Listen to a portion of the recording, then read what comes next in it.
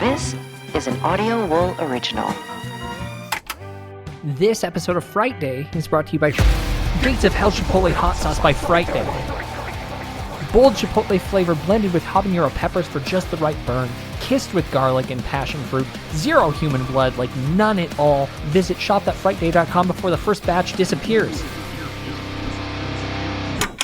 Hey guys, thanks for listening. If you'd like to support us, go to patreon.com/frightday.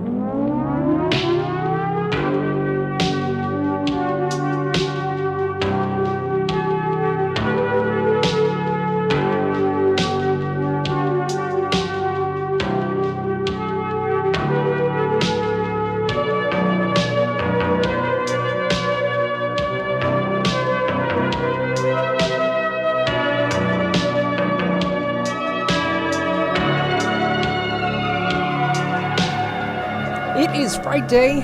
I'm your host, Byron. These days, it seems like squeezing in a family vacation without at least a little bit of work is nearly impossible, and sometimes it may even be the catalyst for the visit entirely. But there are things worse than being distracted and distant while your family is flip-flopped and standing by. Your profession could be the reason an entire seaside town is polluted and cursed by a supernatural megalodon that eats everything around it. We'll talk about that tonight with a special guest as we review Adrian Gruenberg's The Black Demon. I'm joined tonight by Kelly. Hello! And Sam can't make it because he's rigging. He is rigging. Vacation Queen, it's vacation season. I didn't realize I was vacation queen. I kind of like being vacation queen. Maybe it's just because I traditionally don't do any. No, I'm a spoiled bitch when it comes to vacations. It's a Okay. true story. Don't need to talk Yeah, like I'm that. a very entitled snot with vacations. It's I true. mean, do you have anything in the books or what? What's going on? I sure do.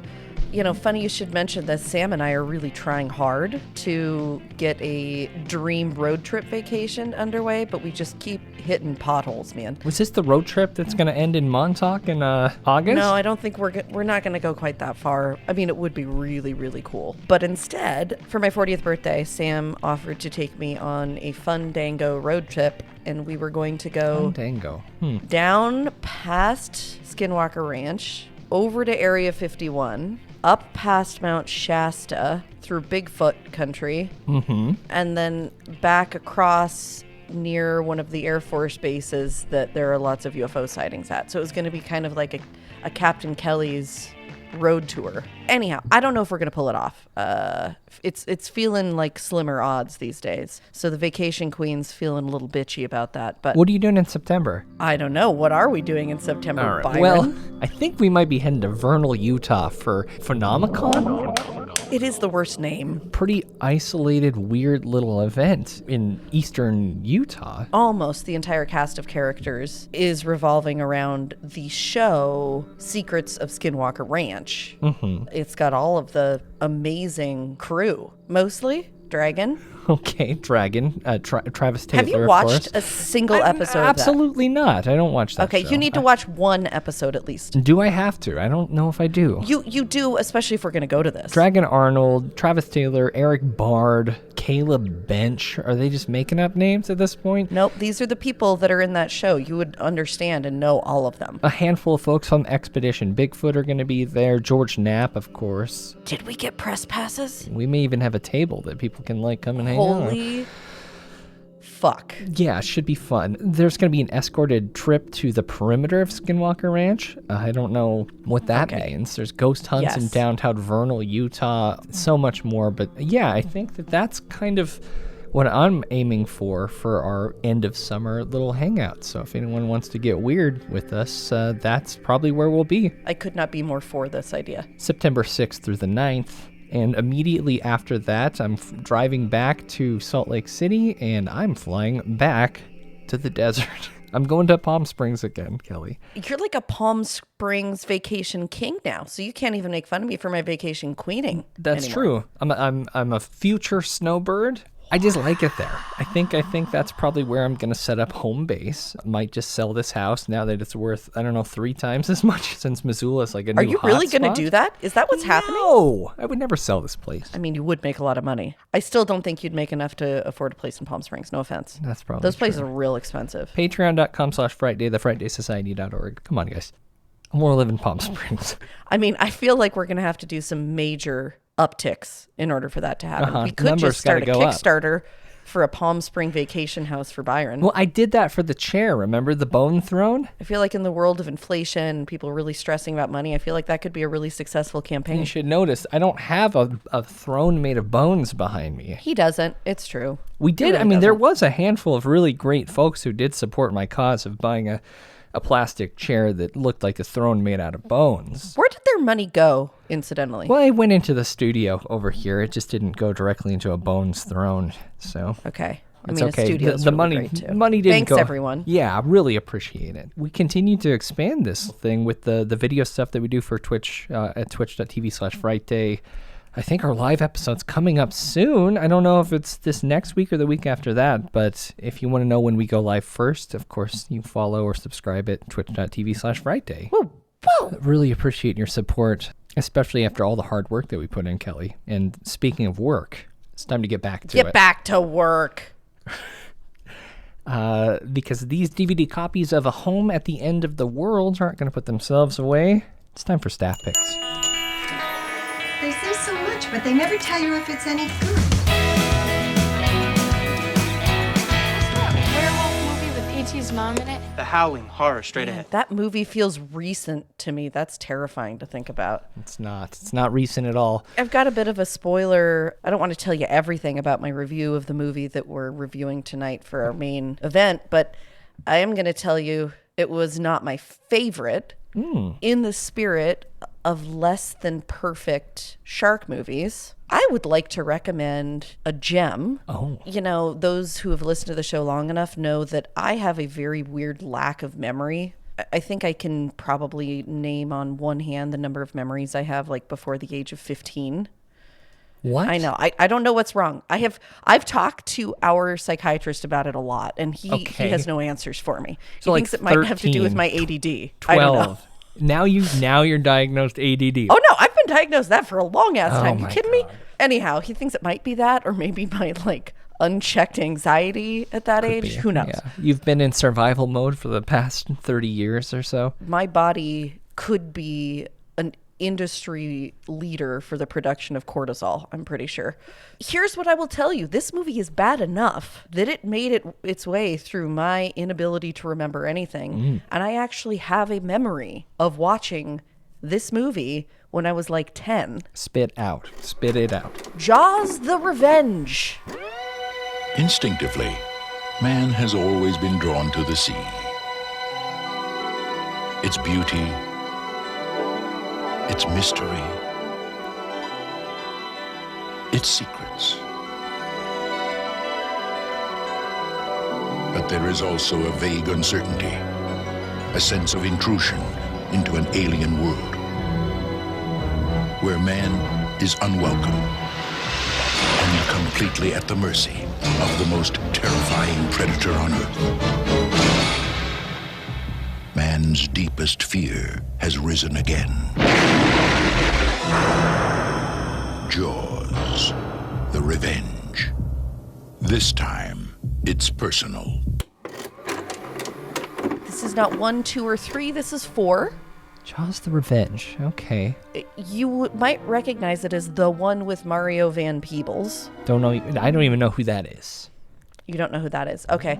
Well, it's all about the widow of Chef Brody because obviously It's Chief Brody. It's not.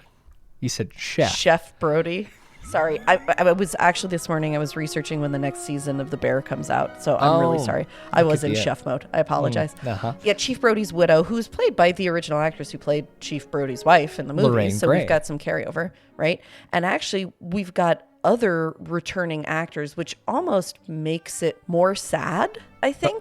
Okay. Like the fact that this isn't just a whole new cast. I don't know. If it was just Mario Van Peebles and like some other weirdos, I would feel a little bit better about it being a bad movie. But the fact that we've got some returning cast members really bums me out.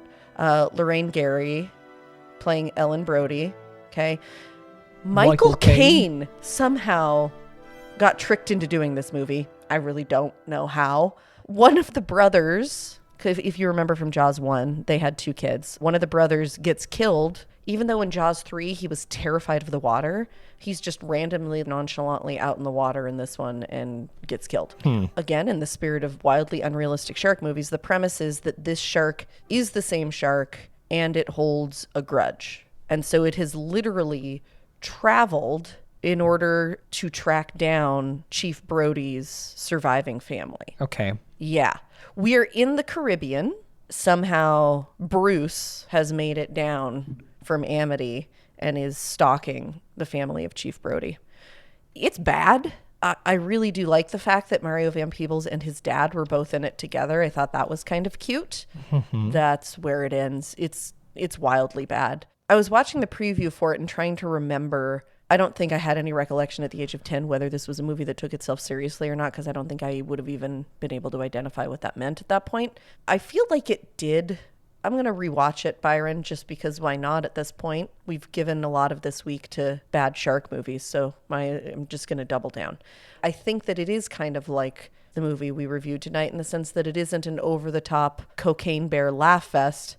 It is meant to be a serious, scary movie. It is ranked the worst horror movie, #1 of all time on Rotten Tomatoes. That doesn't make any sense. It has a 0% with the highest number of votes. So it is the worst. Yeah. Wow. Okay. I mean, The worst. So there you go. okay. I recommend a double feature. This time it's personal. Yeah, it is real personal. Oh, it's so bad. This is something I did not know. This was the last Jaws film. Yeah, it killed the Jawses. But in a July 2018 interview with Steven Spielberg, he said that there was going to be a prequel focusing on the 1945 sinking of the USS Indianapolis with a young version of Robert Shaw, who played Quince. Wait a second. That's the thing that Wes was talking about on... It was not. That was 1906. No. It was a different one. He was talking about a specific type of shark that ate survivors of shipwrecks, and he used the USS Indianapolis as his example. It was like a white-tipped something or another. It's out of the bag. Wes is the guest on the show in a minute, and we'll get to that. Sorry. Apologies. But before, I'd like to talk about a film that I probably am not going to hate, but I have not seen yet. This is a blind recommendation of a film in one of my favorite subgenres, eco-horror. And also, speaking of Michael Caine, he was in a film called The Swarm, which isn't this, but I've talked about lots of films like that. Piranha, Savage Bees, Frogs, Squirm. I don't know how I slept on this one. It's from 1977. It's called Day of the Animals. Although the effect on living organisms is not yet known, people are being advised to remain indoors whenever possible, especially those in high-altitude areas where the sun's rays would be naturally stronger. Hello, dog. I told you that sun seemed damn peculiar today.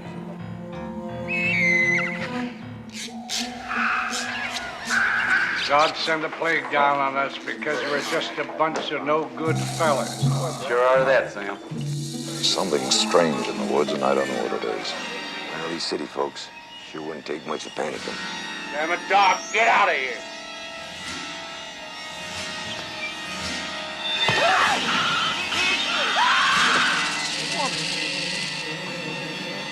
Get Doc!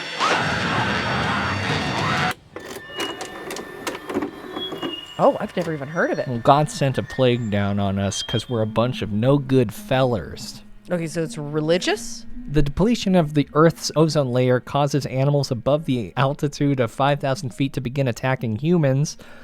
A group of hikers led by Steve Buckner are trapped in the military quarantine zone and must fight their way out. Eagles, vultures, owls, snakes, cougars, bears, dogs, wolves, even tarantulas, and so much more. This is a film about animals. You know how The Happening kind of attacked people, but with wind? Yep. This is animals actually just attacking people because of aerosol. Ozone depletion. CFC aerosol. Do you know what that is? Is that just what they used to use in hairspray in the 80s? CFCs. They don't use those anymore. I mean, I think for the most part, no. Good. I bet you could find some cans at the dollar store that do, but beyond that, I don't we're think so. most definitely above 5,000 feet right now, right? I'm not. I'm at like 3,400 where I sit. So we're safe from all of the potential animal attacks. If we were in Butte, though, Butte's the mile-high city, we'd be above it then, and everybody in Butte would die. I mean, not everyone. Animals do fill up eventually. It looks like a hoot. Don't know how I missed it. It stars a couple folks that you would recognize, mainly Leslie Nielsen. What? Also Christopher George. So is it a comedy then? I don't believe it is. No, Linda Day George is also in this. You know, there's a standout line by Leslie Nielsen that I took note of. "You lily-livered punk, I am running this camping trip," which is pretty fun. It's directed by William Girdler, kind of a low-budget guy that was pretty influential at the time. His first films, 3 on a Meat Hook and Asylum of Satan. He did Sheba Baby, and then he had a big-ish breakout hit with Grizzly in 1976, which some people have seen. Some people have heard of that. Wow. Kind of a bit Maximum Overdrive-y, but with like a wildlife vehicle, I guess, and not machines. They're animals that are attacking people. Okay. But it's not their fault. It's not their fault, Kelly. It's ozone psychosis. I mean, unfortunately, I don't know enough about any of these things to be able to say whether it sounds utterly batshit. Uh-huh. But, you know, the thing is, I struggle to be afraid in a movie like that because I empathize more with the animals anyway. I think that's kind of the point of the eco-horror thing of the 70s. Critics didn't love this. They said that it had poor special effects, a goofy premise, banal execution. It's pretty derivative of The Birds, according to them, and it had on-the-nose environmental themes, but I don't know. I love these films. I think these ones are so fun. I don't know how they treated animals, and I think we talked a little bit about that with Wes on Behind the Screams this week when we were talking about Cocaine Bear. Yes, we did. Which you can listen to at thefrightersociety.org. But I love 70s eco-horror, and I'm absolutely going to check this out. If you like that kind of stuff, do that as well. I believe someone may have uploaded it to YouTube, so you can... Check it out there. But wow, good find, B. Yeah, I'm really excited about this one. Also excited to talk about a shark film as we kick off summer. It couldn't have been a better timing. Like, as soon as we got this in the books, the Meg 2 trailer dropped. I'm in shark mode. Me too, obviously. Should we do a Jaws fest? You know, you always want to do a Saw fest, but like, I think maybe we should do a Jaws fest. Well, I actually got pitched the concept for another fest. Let's see, someone sent me a text actually just a couple days ago. I don't know why I'm derailing the show for this. Scream Until You Dream, an all-night movie marathon of the Scream films. So that's kind of fun, but too. I just watched all of those. We've got a special guest back on the show to help us experience this Black Demon, and I guess it's time to do that now. Let's do it.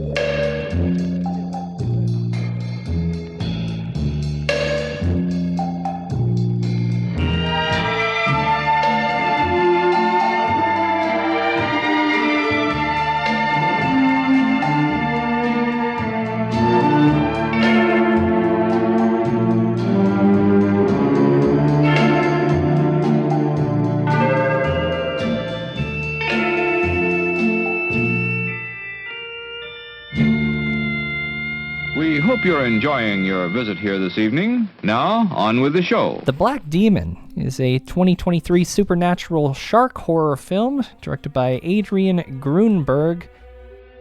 Oilman Paul Sturgis takes his family to Baja Negra, the site of Paul's best-performing rig, but the vibrant Mexican coastal town he once knew has mysteriously crumbled as the townsfolk believe the rig has awoken a shark of legend known as the Black Demon. With his family scared to be left alone, they arrive on the rig only to have their boat ferociously attacked by the massive black shark, laying claim to local waters, aggressively protecting Mother Nature against human threats. It destroys everything in its path. Paul and his family are now stranded with the few men who have survived. Under constant attack by the giant monster and with time ticking away, Paul must find a way to get his family back to shore alive. And I have to come clean real quick before we introduce our guest. For the first time in the history of this podcast, and I'm embarrassed to admit this, I was not able to watch The Black Demon. Byron failed, but I won. My screening link expired like an hour before I went to watch it this morning. Maybe I dodged a bullet. Who knows? Thank goodness we have wildlife biologist and co-host of the podcast Tooth and Claw here, Wes Larson, to help us talk about this movie. Thanks, Wes, for showing up. Yeah, happy to be here. I'm sorry as well. It's okay. I'm jealous. Well, oh, no. You know, it's good because we want to hear more from Wes anyway, because Wes, correct me if I'm wrong, but you've spent a decent amount of time in this corner of the world, and you know quite a bit about sharks. Yeah. And you can talk to us about animal attacks, so kind of like way more than Byron would have to say anyway. This is going to be wonderful. The director, Adrian, he's been in the industry for a while. He was assistant director on a bunch of stuff, from Frida to Man on Fire to Apocalypto, where he may have made a friend. His first feature was the Mel Gibson vehicle Get the Gringo. Interesting. Yeah, that was back in 2012. And then he did friend. Rambo Last Blood, which was the 5th film in that franchise. He didn't win, but he got nominated Worst Director at the Razzies that year. Almost got that Golden Raspberry.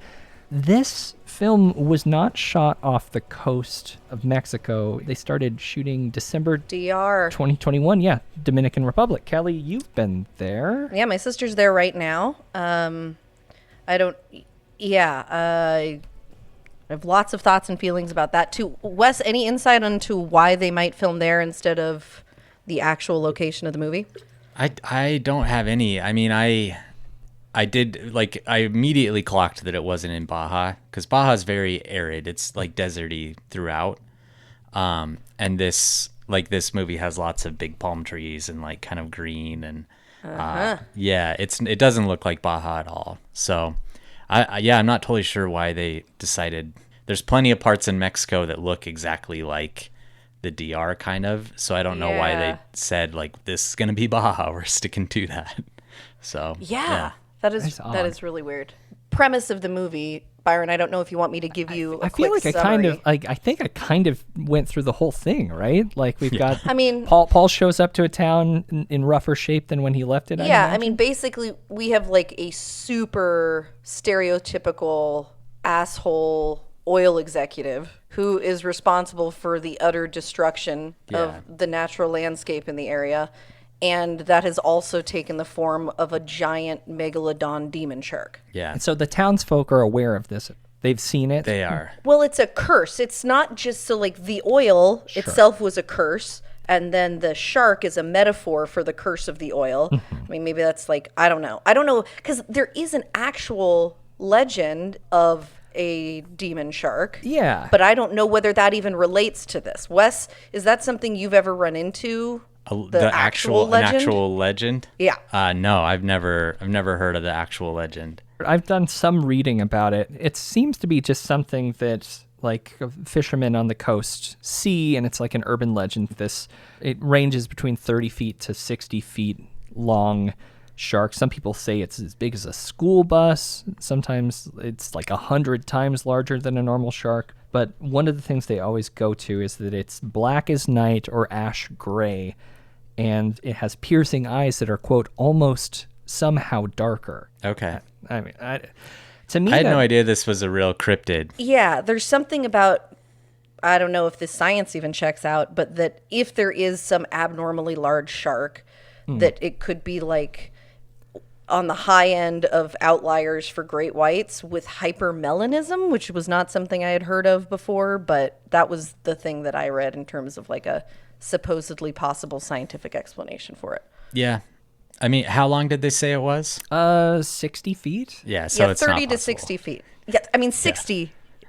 Well, I mean, yeah, 20 would be like, okay, you know, that's like in the realm. There have been 20-foot great whites. Mm-hmm. Anything over 25 is like totally anecdotal. There's people that have reported 25-foot great whites, but if you're talking like double what's been reported, then it's just unlikely. It's not happening. Yeah. So what about a whale shark? Yeah, whale sharks can get up to 50 feet long. Okay. So we're a little bit closer, and they are a bit darker. Completely gentle though. I mean, they're like filter feeders, and they eat small fish. You can swim with them, and you're in absolutely no danger. It wouldn't be much of like a scary demon shark. Byron, In your experiences as a wildlife, or not Byron, sorry, I was gonna Wes, say. in your experiences as a wildlife biologist, how much stock do you put in the show Monster Quest? Great. Because there's an episode of Monster Quest about this shark. Some 70% of the Earth's surface is covered by water, but people are encountering sharks much more often than you'd expect. Now imagine a shark so large that it's 2 to 3 times the size of a great white. Yeah, kind of a school bus size animal. This episode's called Mega Jaws. It is. Pretty little, to be honest. Good. That's what I was hoping. I'm not someone that completely dismisses cryptids like out of hand. And that's why we love you, Wes. Yeah, it's kind of fun to believe in some of that stuff, or at least like keep this tiny little window of like belief. But I think, when you're talking about megafauna, when you're talking about an animal that big, those animals show up. Like you see those animals. Like there's a white whale in Australia right now, a white humpback whale. And people see it because it's unique and it's interesting, and so it gets seen a lot. And so if you have a 60-foot shark in a place like Baja where there's like relatively clear water and a lot of people out in the water, it's gonna get seen. And these days someone's gonna get a video or a photo or something of it. So and there was actually a potential sighting. There was a show on Discovery in 2021 called "The Mystery of the Black Demon Shark." Of course there was. I tried to watch an episode of it today. Yeah. I signed up for Discovery just to watch it. But Yeah. apparently later in the series, they end up dumping like a simulated whale milk and using like inflatable blue whales to lure it up. Okay. That sounds don't believe questionable. Well, yeah, I don't know about the process of whale milk luring a shark. Is that something that actually does work? No, I don't think so. I mean, what will lure a shark is a dead whale. Yeah. They're attracted to whale carcasses. I don't know if whale milk would do it for a shark. They are interested by any kind of new scent in the water.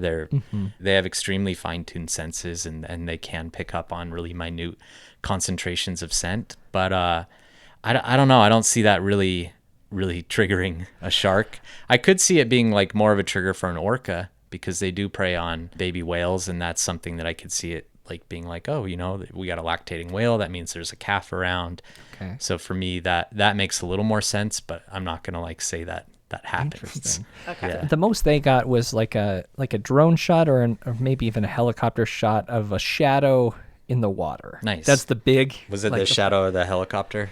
Oh, it might have been. I could pull it up, but Of course not. I don't believe they had a solid finding at the end of the day. Oh shoot. Still a mystery. Okay. Darn it, right? Okay. Yeah. I think we discussed the possibility of a great white shark. That's not really possible in reality. Couldn't be that big. I mean, No. unless they're just greatly exaggerating the size and it's actually like 20 or 25 feet, then maybe. Yeah, but even then, I mean, I don't know. Even less likely, I'm thinking a manta ray. A Yeah, 60-foot manta ray. they're smaller than like a manta ray across its wings can be like 12 feet. They can be pretty big. You would never mistake a manta ray for a great white or for any kind of like macro predatory shark. No. Yeah. Okay. Well, great. Now that we've cleared all that up, this great feature film here. This family shows up in this little town in Mexico. It is so overwhelmingly like gross, over the top, yucky, white, rich American, hostile to everybody. And it's very clear. They're driving through this town and they recognize that like some of the cute places that they had enjoyed as American tourists before are no longer there. And they're like, what's going on? This is weird. Yeah. They get out to ask for directions to another place, and the locals are hostile to the like super aggro white male that comes up. Truly like the least likable family ever too. I feel like they want you to like them, but they like the siblings are constantly fighting. Yeah. The parents They're are just terrible. like, awful. It's bad. And the mom is from Mexico, from Puerto Vallarta, and seems decent, but also you're like, why is she with this awful human? Like, and the only explanation you have, which makes it hard to judge him without judging her, is that she's really enjoyed having money for all this time and that she's put up with this horrific asshole of a human. So, like, we're supposed to be looking at this all-American cute family that just happens to be on a work/family trip. But really, I'm just looking at the reason that we can't travel internationally without wearing a Canadian flag patch on our backpacks. Right. It's funny because they show this town and they're trying to make it seem like very dangerous and run down. And it's like just like shots of kids like playing, right? And but there's this eerie music over it. It's like, wait, this is not scary. This seems charming to me. This seems like a charming little seaside town, right? Yeah, and you've got like some older Mexican guys that are like slumped back in their chair with their hats over their face, just having a nap. Just quiet little seaside village. It wasn't scary, and that's where my theory comes in. Okay, so this is when I start thinking. So originally, I don't like this. I disagree already. Originally, I'm like, okay, so the way that they are reacting to everything doesn't seem normal. Like even for like an asshole family, a non-asshole family, the reactions just aren't normal. But I could imagine this being like what aliens would think a family like this would react to. And then as the movie kept going, I changed my theory and I decided that it was probably written by AI. Because like if they're pulling all these stories from the internet and like it's very clear, like, okay, for a white upper class family, a town of dark-skinned people is scary even if they aren't doing anything.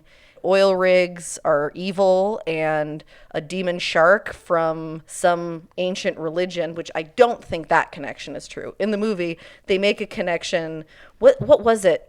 It wasn't the Aztecs, was it? I don't know. My eyes had kind of glazed over by that point when they they said that there used to be like sacrifices to this demon shark god, like of children to keep it. Anyhow, so the whole thing just makes no sense, and so I really do think like just as we go through the rest of the review, I would like everybody to consider the possibility that this was in fact not written by humans. All right. Well, I mean, I feel like it was written probably before the release of ChatGPT 3, Kelly. However, that's an interesting theory. No, maybe before 4, but it might have been when 3 was out. Maybe. I will say for any movie I've seen, this is probably the closest to where I would believe that, because it is just like it's such a talky movie too. For like being a movie about a terrorizing demon shark, there's hardly any shark in this movie. Like I would guess total shark time is less than 2 minutes, and there's like hardly any like attack scenes. It's truly just like them talking about this like deity and the oil and how we're like fucking up the planet and all this stuff. Mm-hmm. And it's like I truly had to really focus.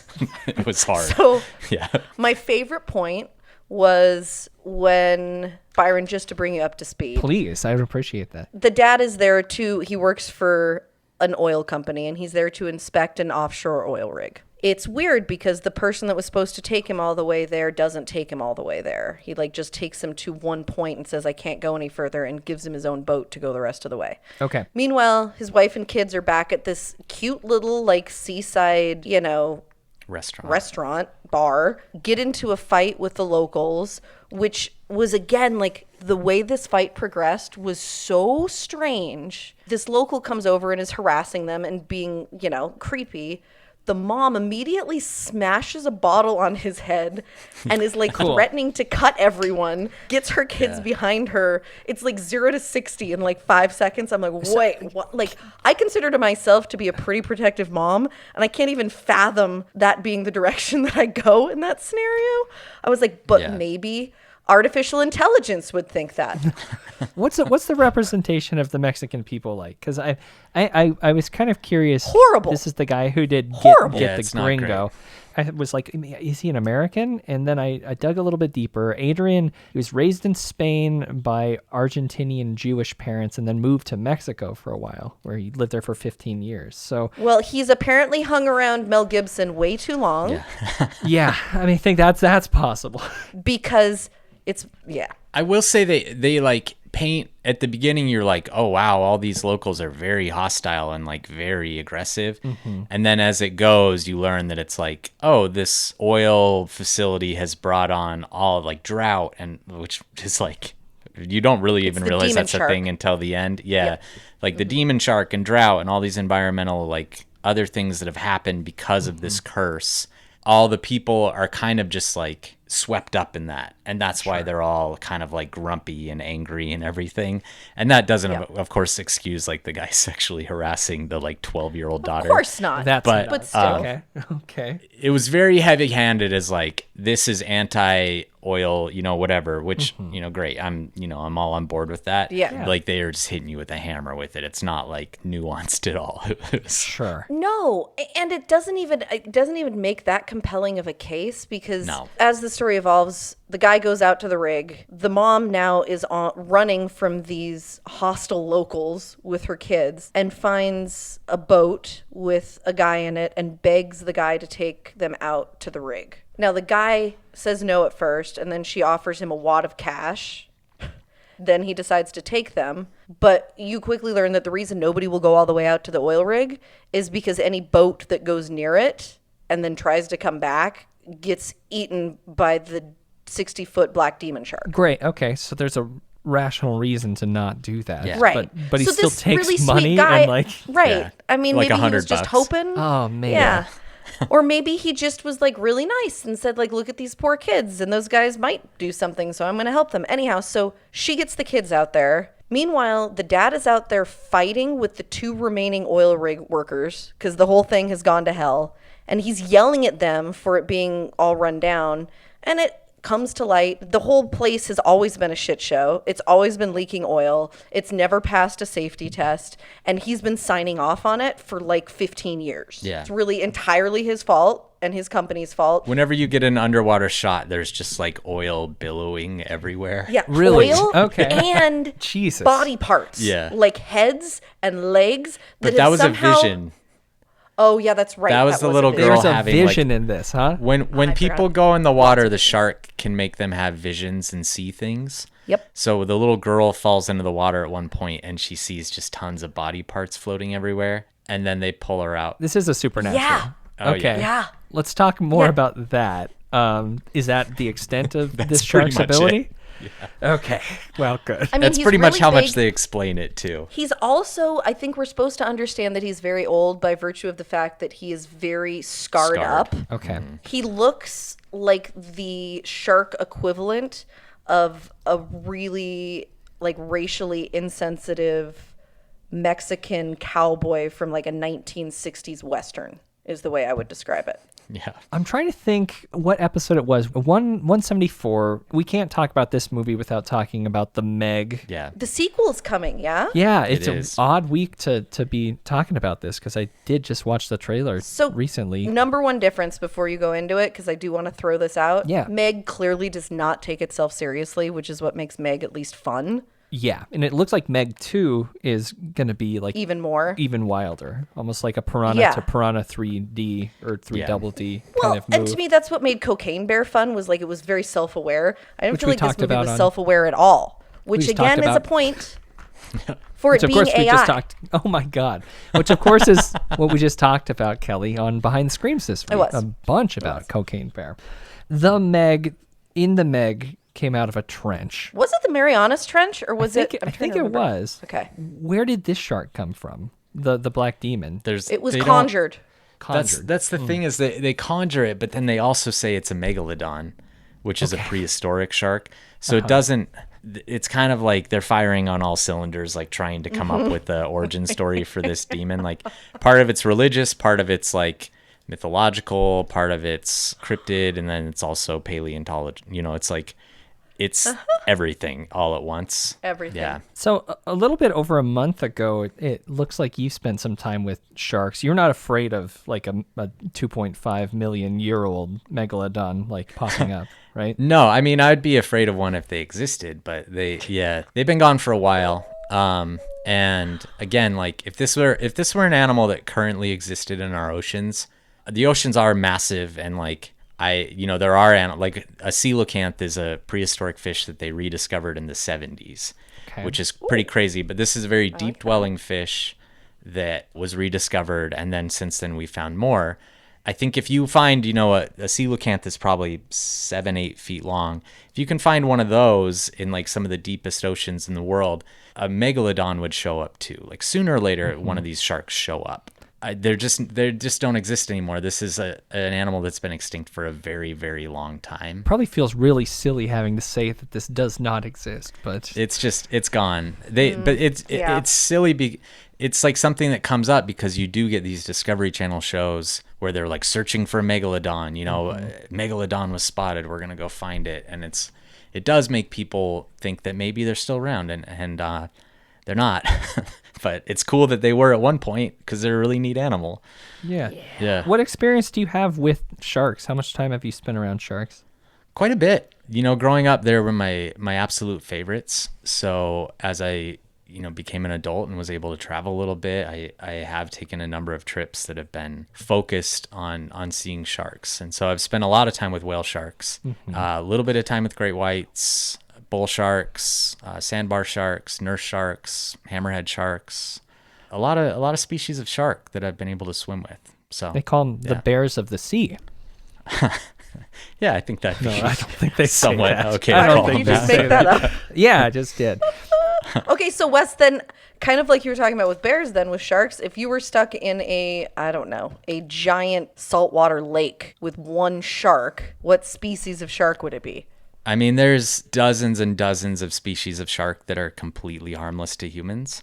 For me, I would just say a whale shark because they're harmless and they're absolutely beautiful and really charismatic. Okay. But like most of the shark species that you would pick, you'd be absolutely fine for the rest of your life in that saltwater lake with them. There's very few shark species that actually are predatory towards humans. And what ones are those? Great white, hammerhead? Hammerheads don't often, they have bitten people, but it's usually like someone's hooked one or something and they end up getting bit. Right. Great whites are responsible for the most fatal attacks and attacks in general, I think. Then next, or actually, don't quote me on that, but definitely fatal attacks. Tiger sharks and bull sharks would be your 2 and 3. Oceanic white-tip sharks are the ones that kill a lot of heard of that one. They're the ones that get shipwreck survivors. So like the SS Indianapolis probably was mostly oceanic white tips and some other sharks that came in there. There's a number of others that have killed people, but those are kind of like the top 3 are definitely great whites, tiger sharks, and bull sharks. Okay. And what areas of the world do you most frequently encounter those types of sharks? What are the least safe waters to swim in, and what are the most safe waters to swim in? For bull sharks, the number one place you're going to get bit is Florida. Florida has like a really high number of bull shark bites. Reason to stay away from Florida? Yeah. They don't often lead to fatalities, but a lot of people do get bit there. Great whites are found throughout the oceans, like all the way up to Alaska and all the way down to southern Argentina, Australia. Okay. They do prefer more temperate waters. So some hot spots for them are like Northern California, South Africa, Southern Australia. Those are places where you have a higher than average chance of running into one of them. And then tiger sharks are tropical and subtropical sharks. They're more like if you're swimming in Hawaii or Fiji or somewhere like that, that's the places where you have a higher than average chance of seeing one of them. Yeah. So everywhere, nowhere's safe. Yeah, nowhere's safe, but honestly, it's just like such a low chance. And if you learn the base amount of like what to pay attention to before you get in the water and what to do if you do see a shark, there's a lot you can do to avoid actually having a problem. Ooh, like what? What should we pay attention to before we get in the water?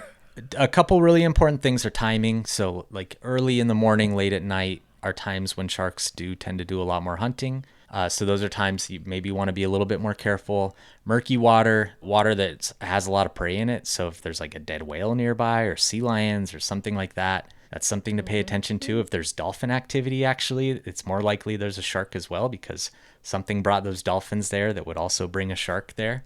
So paying attention to that sort of thing is really signs and warnings. And then if you actually are in the water and you're being approached by a shark, the main thing is just to stay calm, not to splash, and face the shark. If the shark's coming toward you, if you have anything at all that you can put in between you and the shark as some sort of barrier, even if it's a swim fin or like a pole of any kind, just keep facing that shark and just push it away whenever it comes in. More often than not, that'll be more than enough to convince the shark that you're not worth the trouble, you're not food. The main thing is just staying calm and getting to safety, though. Cool. Yeah. Wow. I feel like I need to practice that. Why? Can't you live in imagine. Montana, Kelly. You don't need to practice that. Yeah, I guess really the only ocean I ever swim in is the Oregon coast. Wes, my odds are pretty decent there, right? Like, we're pretty okay? There are great whites there. Oh, great. Yeah, Okay, cool. But cool. Again, just being Awesome. careful. It's such a small chance when you think of the millions and millions and millions of people that go in the water every single day. Oh, yeah. And like the fact that there's only a handful of shark attacks every year, it's not a likely thing. Well, let's speak of those odds real quick. Last time you were on the show, we talked about the film Beast, and we kind of went into the Tsavo lions. There's Jaws, of course, like one specific shark that attacked many people. Does that happen? Like in this, we've got the black demon who repeatedly is attacking people. Is there a story in history of one specific shark attacking more than one person? Yeah, in 1912 in New Jersey, that's actually the story that Jaws was based off of. Okay. There was a number of people that were killed by a shark or multiple sharks. And there's people that strongly believe it was a great white. There's people that strongly believe it was a bull shark. We haven't done that yet on Tooth and Claw, but it is one on our list. So I haven't really dove into it at the level that I'd like to. But I will say, for almost all of the shark species, great whites are the largest macro predator sharks. So that's a shark that eats larger prey. It's not one that's filter feeding or eating like tiny little fish. It's eating bigger fish or marine mammals. They're the ones that we would potentially be like the best source of food for. And we're just not, because we are so bony for them that for them to process us it almost uses more energy than it would that they get from eating us. Like the caloric intake. Interesting. Yeah. So for them, like that's why often someone will get bit by a shark. It's investigating them as a source of food. Mm-hmm. It bites them. It realizes like, okay, this isn't as soft or as fatty as I wanted. And it just stops, you know, and often that bite is devastating enough that the person still bleeds out or something bad happens to them. They lose a limb, but it's not, the shark has decided, okay, this isn't food, or it's not food that's going to make sense for me. Understood. Yeah. So it doesn't. But in 1916, it's hard to tell if it was 12, one shark or 12. Was it 16? It might have been 16. I just pulled it up. Yeah. It's hard to tell with recording at that point to know if it was one shark, right? You know, I've seen some of the like drawings of the corpses that they found afterward, and they were like completely cut in half and whatnot. And that to me is much more indicative of a great white, because they do have such a devastating bite. Mm-hmm. But a bull shark definitely would be capable of that as well. So, and bull sharks are much less discerning. Like they will, to them, we maybe are a better food source. That's a shark where it's going to be lots of bites, a much more prolonged attack. Whereas a great white, if a great white is actually trying to eat someone, it's over very quickly. It's a few bites and it's over. A bull shark would take a bit longer. And in the case of the black demon, one bite. One bite? One bite. Yeah. Oh, yeah. I mean, that's a quick way to go, really. Yeah. Something that's fascinating to me about Megalodon really quickly here is that sharks' skeletons are made of cartilage. So when they don't fossilize like other, you know, dinosaurs and prehistoric animals do. And so with Megalodon, really all we've found is teeth, and remnants of jaws and stuff. And so size estimates that we have for Megalodon are just based on teeth fossils. So there's really not much that we know about them, because there isn't a great fossil record. But if like those models are correct, this is the largest fish that's ever existed, and the second largest marine animal that's ever existed after blue whales, which is pretty crazy that a big like predatory shark is the second largest marine mammal ever. It's pretty cool. Okay, so do you think with the models and what you know about animals, do you think that it is pretty close, or do you think it's likely that it's wildly different from what we have been led to believe? No, I think it's close. I mean, I think like paleontologists You don't think it was like this little short, fat body with like this with giant, massive teeth. Yeah. No, paleontologists are good at what they do, and it does really resemble, their teeth are almost identical to a great white's tooth. So I do think they were very visually similar to, like, you know, phenotypically similar to a great white shark. So they looked very, very much the same. So is a great white like a direct descendant of it, or is there even any way to tell that because of... Yeah, that's the thought. So great whites belong to a group of sharks called mackerel sharks. So like them, mako sharks, salmon sharks, they all kind of have this like pointy nose and like kind of like ragged looking teeth. And they think that a megalodon was an ancient species of mackerel shark. Wow. Okay. Sorry, I'm rambling about sharks. I can No, not at I all. love that. I love it. Yeah. I mean, it's interesting to me. I was thinking about you were talking about the species of fish that they discovered in the 70s, and people talk about, things that are way near the bottom of the ocean that maybe haven't been discovered yet. But I do think it's important for people to keep in mind. You know me, I love believing in really crazy, weird things, but the sheer size, and the ocean is a very, very big place, but and something the other thing to large. think about is like a shark that size has to eat big stuff, right? And so it would be feeding on whales or like, really big marine mammals. Whales, it'd be whales. That'd be the only thing that would really provide it with the kind of food it needs. We would be finding whales with big megalodon-sized bites out of them. Yeah. And we're not finding that. That's not something that's showing up. So I just don't think it's a possibility that they're still around. So Wes, I think we should do, Byron, can you do your weird spoiler alert thing? Because I want to talk to Wes about the end of the movie that wildly confused me.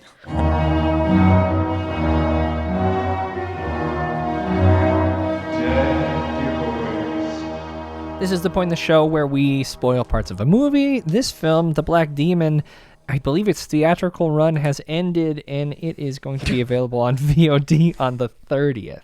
Paramount's doing it. I don't know what the hell they're thinking, but there's going to be some spoiler talk coming up right now. I'm going to also give one more warning. If you are a millennial female, or male for that matter, who has a particular attachment to the movie Sweet Home Alabama, I recommend you do not watch this. Okay. Because it will ruin forever and always Josh Lucas. Like, you will never, ever be able to watch him again. Ever. And that's really the only one that I would imagine is going to matter to most people. But, he is maybe the worst acting performance I've seen this year. Dang. It's pretty bad. The high point for me, Wes, was when the guy was yelling at him about his fancy watch that the oil people bought and his red shirt. And he goes, it's burgundy. Yeah. There's a difference. As someone who's worked in apparel, Kelly. It was so bad, Wes. It is. It was awful. It's like nonstop. For me, the thing that was just so perplexing was that I feel like they kind of wanted you to still like the family, even though they were like caught up in all this like oil industry conspiracy and everything. They wanted them to be the heroes, or you to care about them or be emotionally invested in them. And I have never cared less about characters on screen than I did this family. Like, I cared about it's not like I wanted them to die. Yeah, I just like... The oil rig guy, I wanted him to make it. The guy that had been sitting out there forever. Oh, see, I really liked him. I cared about him. But Wes, have you seen the movie The Abyss? I have. Yeah, I love The Abyss. Okay. Byron, as we near the end of this movie, we find out that unbeknownst to him, the company has rigged up some bomb underneath the oil rig that's going to go off and going to like sink the whole thing into the ocean. So wait, what's the point of the company blowing up their own oil rig? Was this to kill the shark? I don't know. It's unclear. I mean, maybe because like the liability had gotten so extreme. I think they'd realized that like that people had found out about all their lies, and so they're trying to just get rid of the evidence. There's a lot of plot in this. Like, there's not very much. Actually. I'm just saying, it feels like there's like a lot of like corruption and cultural like all of it is tacked on to like the last 10 minutes. I swear the body of this movie is just them like talking in circles about what's going on. It's weirdly like mind numbing. It's like really weird long shots with like kind of like a buzz. Like it's like when you see a scene in a movie where like the drugs start to hit and things kind of start to like fade out. That's how every scene in this movie is. It makes your brain shut down. Like, wow. I so many really, times really terrible. Had to like look up and be like, oh yeah, I have to watch this movie. I'm still watching I can't this. look at my phone. Yeah. Promise next time it's going to be a lot better. Yeah, we got to wait until there's actually a good one now. At the end, he like finally this guy's going to redeem himself.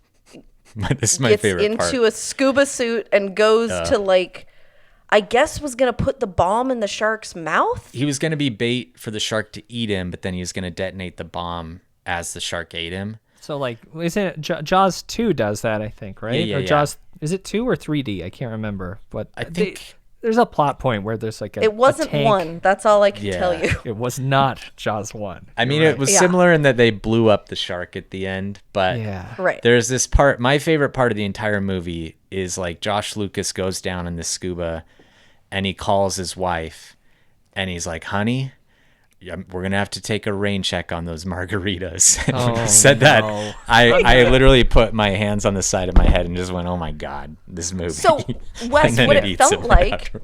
it felt like ChatGPT got a hold of the abyss. And the Yeah. scene where he's like going down into the trench and he's trying to does. type to his wife, and Yeah. they just missed the point. But they figured that this was something cool to try to include, and it Yeah. was so bad. I mean, he like has the conversation with his son about how he's the captain now of the Right. family. Jesus. Yeah. There's no way. It's painful. It really it's is. so bad. But It's that part so was bad. funny, at least to me, because it like finally, like that was my problem with this movie. It was that it never was like campy and funny. No. Because it was like so over the top, and there was so little shark that it was just like took themselves way too seriously. And this was finally a point where I was like, okay, a laugh, even though it was an unintended laugh. At least Right. this movie made me feel something at all, you know? Yeah. Yeah. Yeah. Byron, I wish you would have watched it because you should have suffered as well. It does feel like I dodged something, but I also am sad for both of you. So I wish I would have bit a bullet. Well, there's a movie we watched, Byron, 6 years ago, 7 years ago, called Muck. Oh, of course, yeah. I think this one might actually replace Muck as the worst movie I've ever watched for this show. Well, let's get to our Wow. final thoughts on this, Kelly. Do you want to do Yeah. highs and lows real quick? Yeah, my high and low are the same thing. It made me laugh, but it also was so bad and stupid. And that was the burgundy shirt comment. Very comical, but was not supposed to be. It was really terrible. Actually, I think the little boy in this might have been able to do a decent job acting. He's never been in anything else. The daughter was really annoying. The wife was a hypocrite. And Josh Lucas will never again be the adorable hometown dude that Reese Witherspoon goes back to. That sucks. Yeah, so this movie is unbelievably bad and different from other fun bad movies because it is not aware of its own being bad. So I give the Black Shark, Black Demon. Black Demon, sorry. I give the Black Demon 1.8 hours of ChatGPT writing. Okay. Wes, do you have a high point and a low point for this? Yeah, my high point was the margaritas line. Like, It honey, seems you're gonna have funny. to take a rain check on those margaritas, or Yeah. whatever, something like that. No, that was exactly what it was. That was exactly that what was that for me, like, made me laugh and like kind of have an out of body experience for a second. And then my low point, honestly, is probably the kids, because they are just like, they're at each other the entire movie. Like, they constantly are bickering and fighting. It just gets to be so annoying and overdone that every time they were on screen, I was like, God, these kids. Well, and the things they fight about Yeah. don't make sense. Like, No. the little boy is telling his sister that the only captain she knows is Captain Morgan. Like, Right. it but just makes no sense. None of it. Yeah. They lost me at the very beginning because the little boy comes in, he has a fish fact, and he says, what's the most plentiful fish in Baja? And then the answer is striped marlin, which is definitely not the case. No. I don't know what it is, but it's not It's a not striped that. marlin. It's not that. Yeah. Right. So. Wow, they couldn't yeah. even do a simple fact check on that. Yeah. No. Yeah, in Tooth and Claw we do claws. Oh, So that's I'm gonna right. I'll give it a 1 claw rating. 1 claw. Because I at least wanted some like fun shark deaths and some fun attacks, and we didn't even get that. So it was a 1 claw. Wow. I'd never recommend this one to anyone, not even as like a funny kind of watch. Like, hey, you need to see this because it's so silly. It's just not. Right. It's not worth your time. 2 things I'd like to add kind of to make up for my lack of participation. I did just look at Twitter to see what folks are saying about this film because we've got your thoughts. I'd like to hear some other people's. No one has seen this movie. Yeah, I'm not surprised. I saw one person said he was in the theater waiting for it, but didn't say anything I think afterwards. it has a 9% on Rotten It does, Tomatoes the yeah. last time I checked. Okay. The other thing I'd like to do to really tie this all together, Kelly, is back in February, I asked ChatGPT to write me a movie like Cocaine Bear. No. And it gave me this. So I thought I'd just pull this up. Well, first of all, the title of the movie is Moonshine Mountain. And the log line is, when a group of college students stumble upon a secret moonshine distillery hidden in the Appalachian Mountains, they accidentally awaken a monstrous bear that's been hibernating in the barrels of potent liquor. Now the students must fight for their lives as they try to outrun a ferocious and high as a kite creature that's hot on their trail. And the synopsis goes on. Moonshine Mountain follows a group of college students, of course. They're taking their weekend. They plan to hike, camp, and enjoy some good old-fashioned moonshine, but little did they know they're about to stumble upon something far more dangerous than they ever imagined. As they hike through the woods, the group comes across a hidden moonshine distillery. We know that. It's deserted, but the barrels of moonshine are still there, ready to be sampled. The students eagerly take a swig, not realizing that the moonshine has been tainted by the blood of a monstrous bear that's been hibernating in the barrels. The bear awakens. I don't know what the tainted part has anything to do with this. Angry and confused, and starts chasing the students through the mountains. But this isn't your average bear. It's high on moonshine, Kelly. And completely out of control, the students are forced to band together to fight for their lives as they try to outsmart the ferocious and unpredictable creature. As they run and hide, the students also learn more about the history of the Moonshine Distillery and the sinister forces that have been protecting it for generations.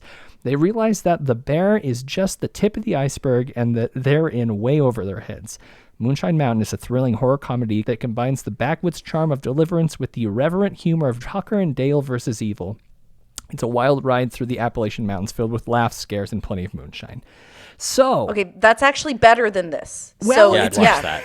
I would watch it Yeah. too. But Kelly, you might be right that ChatGPT at least blocked out the Outlined film. it. Yeah. So I kind of Yeah, hope and- that's the case because I think it would be a good test for showing that ChatGPT cannot write a good movie. Yeah. And I agree. would hope that I'd hope they try it on some movies and realize oh no, this needs a human touch. We don't need AI writing movies. Please. Yeah. Yeah. I really think that's what I'm gonna be researching tonight when I can't sleep. I'm gonna be laying in bed with my phone trying to find evidence somewhere that this really was written by ChatGPT. I mean, there's a lot of evidence in Moonshine Mountain, honestly. I'm going to send an email to Lex Friedman and see if he'll do his next podcast on that. Maybe. Speaking of podcasts, Wes has one too. Wes, can you share a little bit about your show, Tooth and Claw? Yeah, I'm one of the 3 hosts of Tooth and Claw. It's a podcast where we talk about animal attacks. Each episode will go over the story of an animal attack, and then I'm a wildlife biologist, so I'll break down why the attack actually happened, why often it's the people that are at fault, the people that did something to trigger the behavior of the animal. The whole point of the podcast is to teach people how to be better prepared for encounters with wildlife and how to kind of predict animal behavior rather than just being afraid of animals when you go out and recreate. So it's a conservation podcast too. We talk a lot about wildlife conservation, which is my true passion in life. So you can get it wherever you find your podcasts. Can folks follow you like Twitter, Instagram? Yeah, I'm on Instagram at GrizzKid is my tag. Not too active on there as of late, but Tooth and Claw is also Tooth and Claw podcast at Tooth and Claw podcast is our Twitter handle. Our Instagram handle. Wonderful. My brain's shutting down, but Yeah. Yeah, that's okay. But we blame exhausting. the movie. It's all right. Yeah. Kelly, where are you found? Researching. You're also avoiding Twitter. Yeah. Yeah, I just can't I do am it too. anymore. Yeah. I can't. Yeah, I it's just can't. bad. I can't pretend. You can email me, though, kelly@frightday.com. Or you could try to find me on Instagram, but I have pictures of my kids, so it's private. Otherwise, my husband screams. So, but if you can find me and prove to me that you're not a serial killer, maybe I'll add you. And I'm at Byron McCoy on Twitter, Gab, Truth Social, all the great places that people hang out. Yep. At Byron McCoy on Instagram is probably the best way to find me. And I'm also in our Discord, discord.frightday.com. The best place to find us there. Wes, it's always a pleasure. I promise you. The next film, if you I'm come going to watch back, it first. I'm going to watch it first. it'll be better. All right, I'm holding you to it. It'll be better than this, Yeah, and I it'll really be will. better. It'll be better than Beast, even. All right. That's a guarantee. Okay. It's a guarantee. I'm looking It forward to absolutely it. is.